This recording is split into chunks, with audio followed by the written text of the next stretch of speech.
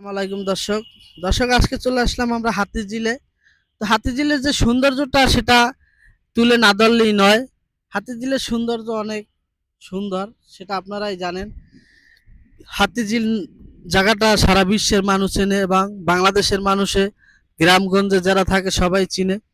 তো এই দেখুন হাতিঝিলের খাল। এই হাতিঝিলের খালের পাশে ময়লা ছিল, আগে অনেক ময়লা ছিল। এই ময়লাগুলো তারা তুললে ফেলাইছে, এনে পরিশ্রম কর্মীরা যারা কাজ করে দিনমজুরি তারা ময়লা উঠেই ফেলাইছে। এই ময়লা, এই যে পাশে দেখেন বস্তা, এই বস্তার ভিতরে ময়লাগুলো ভরতে আছে। তার পাশে আছে আবার আপনার এই ট্রাকের ভিতরে বস্তা বইরে ময়লা ট্রাকে তুইলে নিয়ে যাওয়া হয়। এই যে ট্রাকে বইরে বইরে ময়লা নিয়ে যাওয়া হয়, বস্তার ভিতরে তারা ভরে রাখছে সব। তো তারই পাশে আমি আবার একটা দেখলাম, এই যে দেখুন যে টাঙ্কির মতো, এই যে দেখুন এই টাঙ্কির ভিতরে আপনার প্রচুর পরিমাণে ময়লা জমাই রাখা হয়েছে। এই যে দেখুন ভিতরে প্রচুর ময়লা। এই যে টাঙ্কির ভিতরে পুরোটা আমার ক্যামেরায় আসে না, আমি আপনাদেরকে দেখাই। টাঙ্কির ভিতরে অনেক ময়লা জমে রয়েছে। এই ময়লাগুলো এখান থেকে তুলে নিলে কিন্তু ভালো হইতো। তো যারা কাজ করেন তাদের উদ্দেশ্যে বলতে চাই, এই যে টাঙ্কিটা, এই টাঙ্কিটার ময়লাটা আপনারা তুলে নেবেন।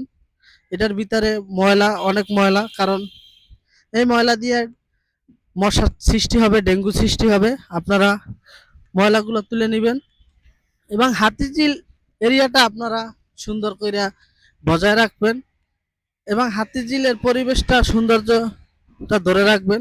কারণ হাতিঝিল মানুষ, হাজার হাজার মানুষ আসে এখানে ঘোরাফেরা করে, এটা হচ্ছে একটা সৌন্দর্য। তার পাশে আছে আবার ফ্লাইওভার। এই ফ্লাইওভার থেকে গাড়ি গুলশানে চলে যায়, গুলশান একে দুইয়ে, গুলশানের মোড়ে, সব জায়গায় চলে যায়।